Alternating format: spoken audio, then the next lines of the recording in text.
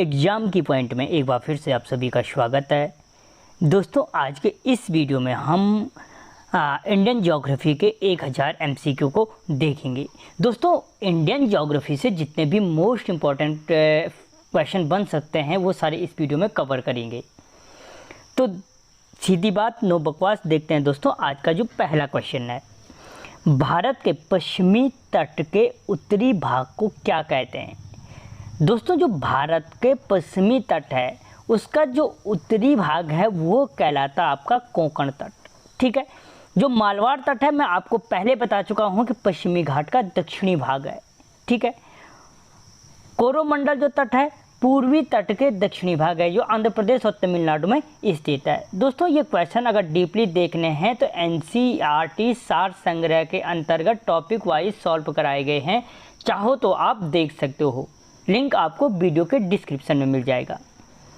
अगला क्वेश्चन, पाक जलट मरुमध्य और मन्नार की खाड़ी में कौन देश भारत से अलग करता है? जो पाक जलट मरुमध्य और मन्नार की खाड़ी द्वारा कौन सा देश अलग होता है? तो दोस्तों वो देश है आपका श्रीलंका। ठीक है, भारत को श्रीलंका से अलग करता है। अगला क्वेश्चन, सियाचिन ग्लेशियर पर भारत का किस देश के साथ विवाद है? तो दोस्तों जो सियाचिन ग्लेशियर है वो किसके मध्य? भारत और पाकिस्तान के साथ। भारत का क्या है? पाकिस्तान के साथ इस पर विवाद है। ठीक है, अगला क्वेश्चन, व्हीलर द्वीप के नाम से किसे जाना जाता है? तो दोस्तों जो व्हीलर द्वीप है वो कहलाता है अब्दुल कलाम द्वीप के नाम से जाना जाता है प्रेजेंट टाइम में। किसके नाम से? अब्दुल कलाम द्वीप के नाम से। और कब नाम दिया गया? तो 2015 में उड़ीसा गवर्नमेंट ने इसका नामकरण चेंज किया है। व्हीलर द्वीप का नया नाम अब्दुल कलाम द्वीप है। अगला क्वेश्चन, भारत का सबसे लंबा समुद्री तट कौन सा है? तो दोस्तों जो भारत का सबसे लंबा समुद्री तट है वो है मरीना तट। कौन सा? मरीना तट, जो कहाँ पे? आपके चेन्नई में स्थित है। कहाँ पे? चेन्नई में। और इसकी लंबाई अगर पूछी जाए तो 13 किलोमीटर है। ओके, अगला क्वेश्चन, भारत का एकमात्र सक्रिय ज्वालामुखी बैरन द्वीप कहाँ है? दोस्तों पहली चीज़ है कि भारत का जो एकमात्र सक्रिय ज्वालामुखी है वो कौन है? बैरन द्वीप है। ठीक है, और ये कहाँ पे स्थित है? तो दोस्तों ये स्थित है आपके अंडमान द्वीप समूह में। कहाँ पे है? अंडमान द्वीप समूह में स्थित है। अगर पूछा जाए सक्रिय ज्वालामुखी कौन है तो बैरन है। ठीक है, अगला क्वेश्चन, खैबर दर्रा कहाँ स्थित है? तो दोस्तों जो खैबर दर्रा है वो आपके पाकिस्तान में स्थित है। और जो कहा जाता है कि जो आर्य थे वो आर्य भारत में क्या आए थे? इसी दर्रे के रास्ते भारत आए थे। अगला क्वेश्चन, निम्नलिखित दर्रों में से कौन सा सतलज नदी घाटी में स्थित है? दोस्तों वो कौन सा दर्रा है जो सतलज नदी घाटी में स्थित है? तो दोस्तों वो है कौन सा? शिपकिला दर्रा। यानी जो सतलज नदी है वो इसी दर्रे से क्या करती है? हिमाचल प्रदेश में प्रवेश करती है। कहाँ पे? हिमाचल प्रदेश में प्रवेश करती है। जबकि जो नाथुला और जयलला दर्रा है वो क्या है? सिक्किम में स्थित है। ठीक है, अगला क्वेश्चन, कैलाश मानसरोवर यात्रा में तिब्बत में प्रवेश के लिए किस दर्रे से गुजरना पड़ता है? दोस्तों जो कैलाश मानसरोवर यात्रा है वो तिब्बत में प्रवेश के लिए किस दर्रे से गुजरना पड़ता है? तो दोस्तों नाथुला दर्रे से गुजरना पड़ता है। कहाँ से? नाथुला। और नाथुला दर्रा अगर पूछा जाए कहाँ पे आपके? तो सिक्किम में स्थित है। कहाँ पर? सिक्किम में। अगला क्वेश्चन, डंकन पास निम्नलिखित में से किसके मध्य स्थित है? दोस्तों जो डंकन पास है वो स्थित है आपके दक्षिण और लिटिल अंडमान के मध्य। किसके मध्य? दक्षिण और लिटिल अंडमान के मध्य। Option B. अगला क्वेश्चन दोस्तों, डॉट डॉट विरहद हिमालय में स्थित एक ठंडा रेगिस्तान है। तो दोस्तों विरहद हिमालय में जो ठंडा रेगिस्तान है वो कौन सा है? तो दोस्तों वो है आपका लद्दाख। ठीक है, जिसे ठंडा रेगिस्तान कहा जाता है। भारत में अगर पूछा जाए सबसे कम वर्षा कहाँ पे होती है? तो दोस्तों वो भी इसी स्थान पर होती है। अगला क्वेश्चन, माउंट एवरेस्ट का नाम किसके नाम पर रखा गया है? तो दोस्तों जो माउंट एवरेस्ट का नाम रखा गया है वो भारत के एक महासर्वेक्षक के नाम पर रखा गया। किसके नाम पर? एक महासर्वेक्षक के नाम पर रखा गया है, जिनका नाम क्या था? अगर प्रॉपर नाम पूछे तो वो था sir George Everest. Sir George Everest के नाम पे रखा गया है माउंट एवरेस्ट का नाम, जो ब्रिटिश भूगोलवेता और महासर्वेक्षक थे। ठीक है, अगला क्वेश्चन, साल्टोरा पर्वतमाला कहाँ स्थित है? तो दोस्तों जो साल्टोरा की पर्वतमाला है वो कराकोरम पर्वतमाला में स्थित है। कहाँ पे? कराकोरम पर्वतमाला के एक क्या है अंक के रूप में है। और जो साल्टोरा पर्वतमाला है दोस्तों, अगर पूछा जाए वो कहाँ पे है तो पाक अधिकृत, क्योंकि जो कराकोरम श्रेणी है वो कहाँ है? पाक अधिकृत कश्मीर में गिलगित क्षेत्र में स्थित है। अगला क्वेश्चन, निम्नलिखित में से कौन सी पर्वत श्रेणी भारत में सबसे प्राचीन है? यानी भारत की जो सबसे प्राचीन पर्वत श्रेणी है वो कौन सी है दोस्तों? तो वो है आपकी अरावली पर्वत श्रेणी है। कि अगर पूछा जाए इसका निर्माण किस काल में हुआ है तो प्री कैम्बियम काल में हुआ है। किसमें? प्री कैम्बियम काल में हुआ है। इसकी सर्वोच्च चोटी पूछे तो माउंट आबू है। अगला क्वेश्चन, माउंट आबू के समान माउंट आबू बोलो या गुरु शिखर बोलो। अगला क्वेश्चन, नागा, खासी और गारो पहाड़ियाँ स्थित हैं। दोस्तों जो नागा, खासी और गारो की पहाड़ियाँ हैं वो कहाँ पे स्थित हैं? तो वो पूर्वांचल पर्वतमाला में स्थित हैं। कहाँ पे? पूर्वांचल पर्वतमाला में स्थित हैं। अगला क्वेश्चन दोस्तों, कौन सी पर्वत श्रेणी भारत में स्थित है? दोस्तों वो कौन सी पर्वत श्रेणी है जो भारत में स्थित है? तो दोस्तों वो है आपकी पीर पंजाल पर्वत श्रेणी। कौन सी? पीर पंजाल पर्वत श्रेणी है, जो क्या है आपके भारत के हिमाचल बोलो, J&K और पाक अधिकृत कश्मीर में स्थित है पीर पंजाल पर्वत श्रेणी। ठीक है, जबकि अराकान योमा कहाँ पे आपको? म्यांमार में स्थित है। ठीक है, सुलेमान पाकिस्तान में, शॉर्ट रेंज पाकिस्तान में है। अगला क्वेश्चन, मैकाल पर्वतमाला किस राज्य में स्थित है? तो दोस्तों जो मैकाल पर्वतमाला है वो आपके स्थित है छत्तीसगढ़ में। कहाँ पे स्थित है? छत्तीसगढ़ में स्थित है मैकाल पर्वतमाला। अगला क्वेश्चन, नल्ला मल्ला की पहाड़ियाँ किस राज्य में स्थित हैं? दोस्तों जो नल्ला मल्ला की पहाड़ियाँ हैं वो स्थित हैं आपके कहाँ पे? आंध्र प्रदेश में स्थित है नल्ला मल्ला की पहाड़ियाँ। अगला क्वेश्चन, आंध्र प्रदेश और तमिलनाडु के तटीय भूभाग को क्या कहते हैं? दोस्तों जो आंध्र प्रदेश और तमिलनाडु का तटीय भूभाग है वो जाना जाता आपके कोरोमंडल तट के नाम से जाना जाता है। किस तट के नाम से? कोरोमंडल तट के नाम से जाना जाता है। अगला क्वेश्चन, विश्व का दूसरा सबसे ऊंचा पर्वत शिखर कौन सा है? तो दोस्तों विश्व का जो सबसे ऊंचा दूसरा पर्वत शिखर है वो K2 गॉडविन ऑस्टिन के नाम से जाना जाता है। ठीक है, और अगर पूछा जाए K2 किस पर्वत श्रेणी में स्थित है तो कराकोरम पर्वत श्रेणी में स्थित है। ठीक है, अगला क्वेश्चन, माजुली दुनिया का सबसे बड़ा नदीय द्वीप किस राज्य में? अगर पूछा जाए दोस्तों विश्व का सबसे बड़ा नदी द्वीप कौन सी है तो फिर आंसर निकल के आता माजुली। अब ये क्वेश्चन पूछ रहा है कि माजुली नदीय द्वीप किस राज्य में स्थित है तो फिर आंसर बन जाता है किस में स्थित है? असम में स्थित है। अगर नदी का नाम पूछे दोस्तों तो ब्रह्मपुत्र नदी पर स्थित है। किस नदी पर स्थित है? तो ब्रह्मपुत्र नदी पर स्थित है ये माजुली द्वीप। ठीक है, अगला क्वेश्चन, सर क्रीक कहाँ है स्थित है? तो दोस्तों जो सर क्रीक है वो गुजरात पाक सीमा पर स्थित है। कहाँ पे? गुजरात पाक सीमा पर के मध्य में स्थित है। और अगर पूछे किस सागर से जुड़ा है तो दोस्तों अरब सागर से जुड़ा हुआ भाग है। ठीक है, अगला क्वेश्चन दोस्तों, अगर क्वेश्चन बढ़िया लग रहे हैं तो वीडियो को लाइक करो, चैनल को सब्सक्राइब करो, सारे इंपॉर्टेंट क्वेश्चन है रट लो।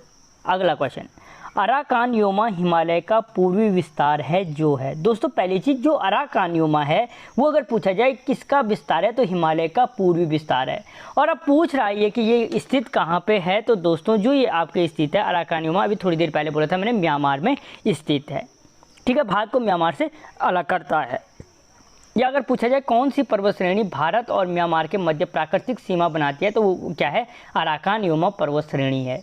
ठीक है, अगला क्वेश्चन, अरब सागर के द्वीपों में से किस भाग को मिनिकॉय द्वीपों के नाम से जाना जाता है? दोस्तों जो अरब सागर के द्वीप हैं इनमें से जो कौन सा भाग है जिसे मिनिकॉय द्वीपों के नाम से जाना जाता है तो दोस्तों वो है आपका दक्षिणी भाग, जिसे क्या जाना जाता है? ऑप्शन सी मिनिकॉय द्वीपों के नाम से जाना जाता है।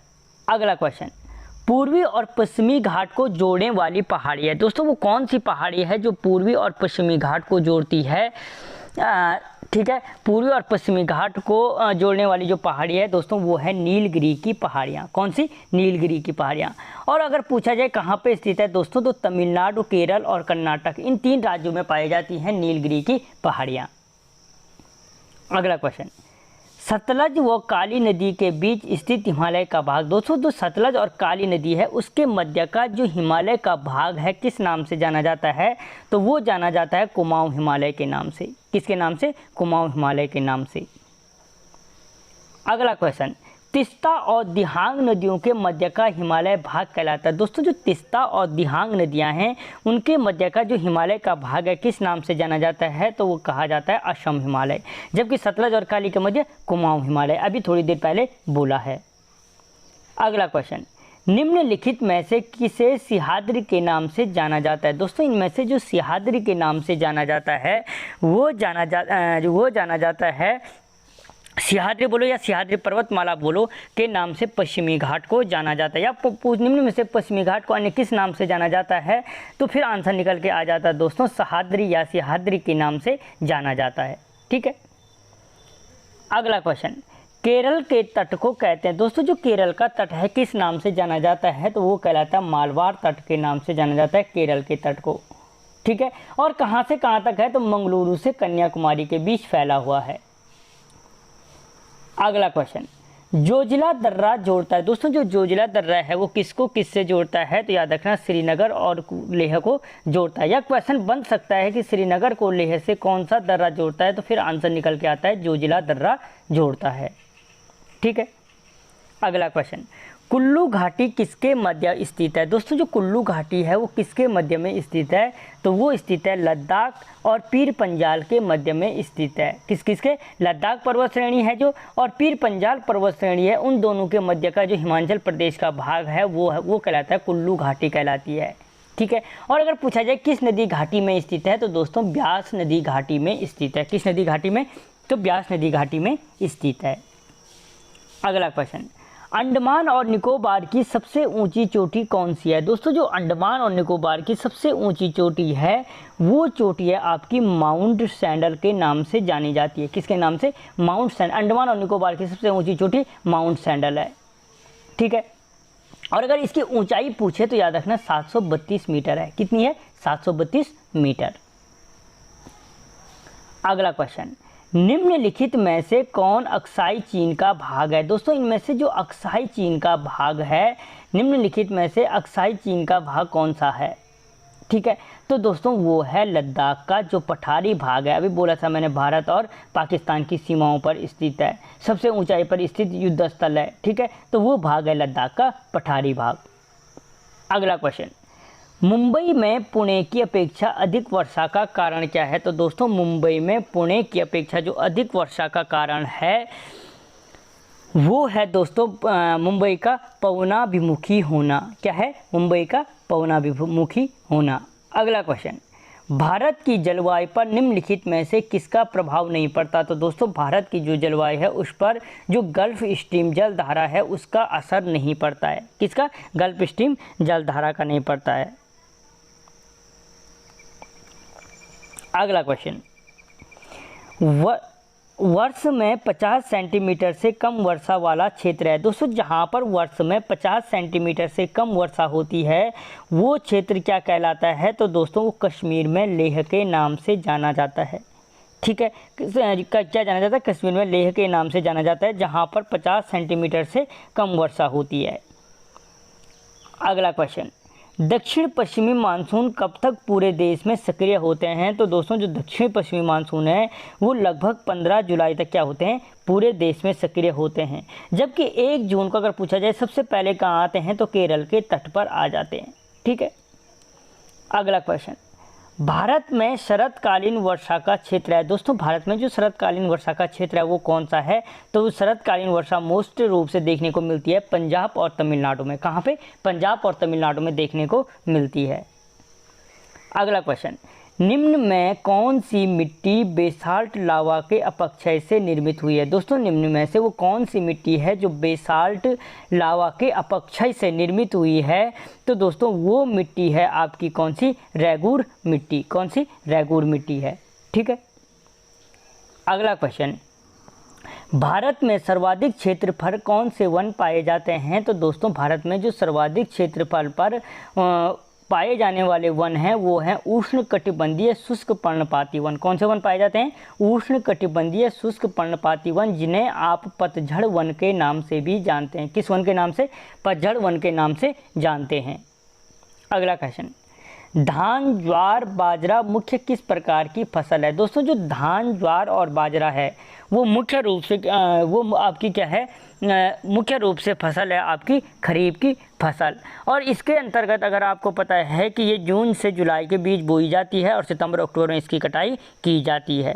चावल, ज्वार, बाजरा, रागी, मक्का, मूंगफली, ये सारी क्या है? इसके अंतर्गत आती हैं। अगला क्वेश्चन, मुख्यतः किस अवधि में बंगाल की खाड़ी में उष्णकटिबंधीय चक्रवात आते हैं? तो दोस्तों जो बंगाल की खाड़ी है उसमें उष्णकटिबंधीय जो चक्रवात आते हैं वो अक्टूबर नवंबर में आते हैं। कब आते हैं? अक्टूबर से नवंबर के बीच में। ठीक है। अगला क्वेश्चन, भारत में मुख्यतः कितने सूक्ष्म कृषि जलवायु क्षेत्र हैं? तो दोस्तों भारत में जो कृषि मंत्रालय द्वारा जो वर्गीकृत किए गए हैं वो सूक्ष्म जलवायु क्षेत्र हैं। कितने? 127 127 कृषि जलवायु क्षेत्र भारतीय कृषि विभाग के द्वारा वर्गीकृत किए गए हैं। अगला क्वेश्चन, निम्नलिखित में से कौन सी मृदा चाय बगानी के लिए उपयुक्त है? यानी दोस्तों चाय की खेती के लिए उपयुक्त मृदा कौन सी है? तो वो है दोस्तों अम्लीय मृदा। या इसी के साथ क्वेश्चन पूछा जाता है किस फसल के लिए पानी की अधिकता आवश्यक है लेकिन जमाव नहीं, तो फिर भी आंसर निकल के आता है चाय। ठीक है।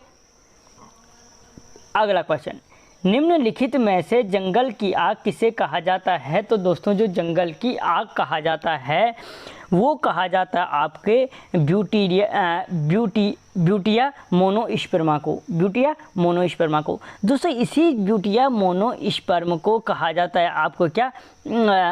प्लास के नाम से जाना।